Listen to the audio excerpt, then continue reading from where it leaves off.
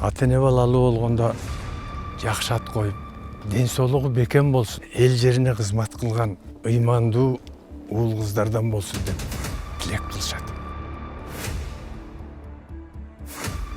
Элге, президентке жардам бергиле. Лапшадан элеппи?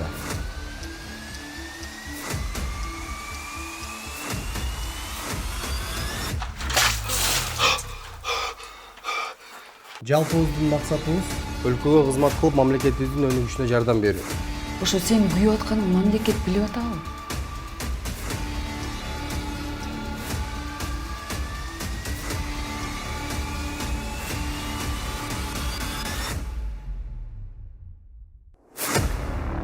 Жети туугандын жаштары бир түндүктүн астына биригип, өз келечегибизди куралы.